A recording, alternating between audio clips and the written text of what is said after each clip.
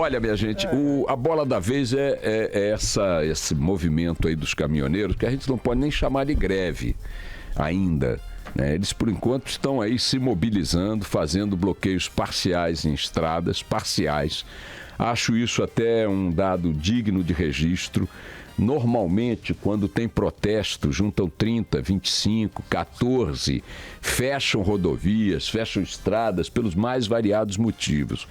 Registre-se, para começar essa conversa, que os caminhoneiros até agora estão conseguindo conduzir aí o seu protesto, né, sua mobilização, sem fazer bloqueios totais. E eu faço um apelo aqui ao comando dessa movimentação, no sentido de que assim permaneçam.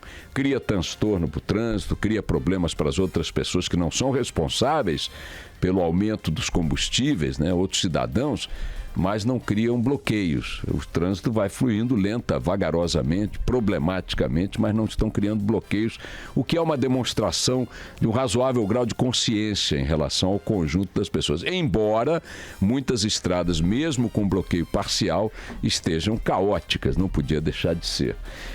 Essa situação só chegou a esse ponto porque nós estamos num país sem governo. Sem governo. Porque, vejam, ninguém poderia ignorar, e nós comentamos isso aqui com 20 dias de antecedência, 1 mês de antecedência, 10 dias de antecedência, 1 dia de antecedência. Ninguém poderia ignorar que uma política de preços adotada pela Petrobras, por razões empresarialmente razoáveis, compreensíveis, defensáveis, mas que uma vez implementada produziria uma consequência como essa, não ia causar problemas. A Petrobras fez 31 aumentos em 48 dias. Para vocês terem ideia do descolamento da questão empresarial da questão geral, ontem, já com os protestos em curso, a Petrobras anunciou um novo aumento de gasolina. Foram 20 aumentos em um mês, com um total de 25% de reajuste em apenas um mês. 25% de reajuste em apenas um mês, num país onde a economia geral trabalha com uma inflação na faixa de 2% ao ano, 3% ao ano. Num país onde a economia geral tem 28 milhões de trabalhadores ou sem emprego, ou que desistiram de procurar trabalho, ou que estão trabalhando menos tempo do que precisariam para poder levar sustento para dentro de casa. Aliás, neste universo dos trabalhadores que estão trabalhando menos tempo do que necessitariam para ganhar o que precisariam para levar comida para dentro de casa, estão muitos caminhoneiros. Porque você não tem frete, ou tem um frete por um preço que não remunera o custo do transporte. Os caminhoneiros estão sinalizando há tempos que esse aumento do diesel ia dar um abacaxi. E vem fazendo um conjunto de reivindicações que não fica só contra a ideia empresarial da Petrobras de repassar o preço do aumento internacional do petróleo para os preços internos. Eles estão dizendo outras coisas. Estão dizendo, esse repasse direto, bruto, é insuportável pela categoria. E vocês têm aí uma carga tributária de 40% em cima do combustível, que não é determinação da Petrobras. Não é a Petrobras que estabelece que o combustível paga 40% de carga tributária federal. Isso aí é coisa do ministro da Fazenda, é coisa do governo, da política econômica. Você cobrar o eixo suspenso nos pedágios, que é uma sacanagem. Se o eixo está suspenso e não está desgastando o asfalto da rodovia, portanto não tem que ser cobrado, isso aí não é uma política decorrente do preço da Petrobras. É uma política do Ministério do Transporte, da Agência Nacional, que concedeu aqueles pedágios nas rodovias, que privatizou aquelas rodovias. Se você tem uma série de outras medidas que poderiam, uma vez coordenadas, tratadas antecipadamente, politicamente, administrativamente, reduzir o impacto da transferência direta do preço do petróleo para o preço do diesel aqui dentro, por que não se discutiu? Por que não se adotou? Por que não se planejou? Por que não se previu? Tem a porra da ABIN lá, Agência Brasileira de Inteligência. Eu queria saber qual é o teor de inteligência ali dentro, ou o teor de burrice de quem ouve os conselhos que a ABIN dá. Porque de duas uma, ou a agência que trata de inteligência não aconselhou o presidente da República com algo inteligente para lidar com isso preventivamente, ou o presidente da República, tendo ouvido conselhos de gente inteligente, agiu como burro e não tratou deles. O fato é que essa omissão, essa letargia, essa imobilidade do governo brasileiro, essa imobilidade do presidente Temer, essa caolice dele, que só está olhando para o umbigo, para a eleição, para a própria sobrevivência, faz com que as questões relacionadas ao Brasil real não sejam tratadas no cotidiano. Se tivessem sentado antes para discutir o que fazer, não estaríamos agora diante dessas paralisações e de uma situação, atenção, hein? Está só começando. Está só começando. Se tiver, por exemplo, ontem já tinha paralisação, a Petrobras deu um aumento. Amanhã, se tiver mais reajuste do preço do petróleo, por exemplo, vai dar outro. Botando lenha na fogueira. Ela está cuidando do negócio dela. Está cuidando do quintal dela. Eu acho que no campo de empresas públicas, o tipo de conduta não podia ser 100% mercadológica, tá certo, presidente Pedro Parente? Tá certo, acionistas da Petrobras? Tá certo, os jornalistas de economia que entendem que a Petrobras não pode ser ela a caudatária de uma política que quebre com a empresa. Não tem que quebrar a Petrobras, claro que não. Se a Petrobras compra esse insumo no mercado internacional por 10, não pode vender por 3, ok.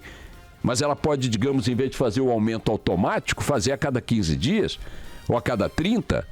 Quem sabe o preço cede um pouquinho nos 30 dias. E se não ceder, ok, que se dê o aumento integral. E se ela onerar mais a gasolina, por exemplo, que tem menos impacto no transporte de mercadorias do que o diesel? Poupar o diesel de 100% do aumento e fazer, digamos, 70% de aumento para o diesel e 130% para a gasolina? Sei lá, não sou eu que tenho que discutir isso, são vossas excelências. Agora, o dado é que não discutiram. Não avaliaram, não sentaram, não planejaram, não nada. E aí você fica no seguinte cenário. Temer reúne ministros, não sei o que, O presidente da Petrobras hoje vai encontrar com o ministro das Minas e Energia e com o ministro da Fazenda. O Rodrigo Maia, Punda do Oeste, anunciou que vai criar uma comissão. Tudo agora. Tudo hoje. Tudo ontem. Não existe governo no Brasil. Não existe Congresso no Brasil. Não existem coisas que possam nos dar indicações de que estão cuidando da realidade do país.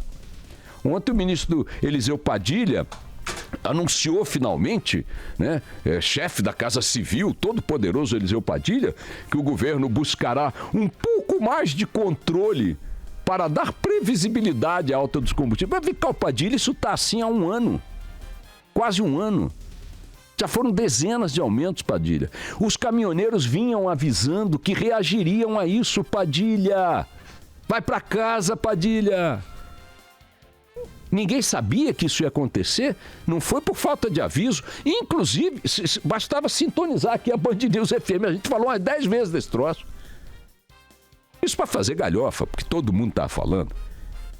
Então, cadê governo, cadê gestão, cadê inteligência, cadê previsibilidade? Cadê cotidiano? Cadê rotina? Não tem, essa gente só está cuidando de eleição, de aliança, de não sei o quê. Vem cá, vai lá, um carguinho aqui, outro aqui, eu te compenso com isso, você me dá aquilo. Estão cuidando de tirar o bumbum do braseiro da Lava Jato. Estão cuidando da vida deles. Está aí a greve dos... Greve não, por enquanto um movimento, né, de alerta, porque greve mesmo, a hora que tiver greve de caminhoneiro, sabe o que vai acontecer, minha gente? Vai começar a faltar combustível. Porque eles é que transportam combustível. Mais de 60% da produção nacional é transportada por rodovias. O que mostra um outro problema de fundo aí, que precisa ser tratado por governos, e não por um governo, mas por governos que planejem o futuro do país, que é expandir alternativas, modais alternativos, ferrovias,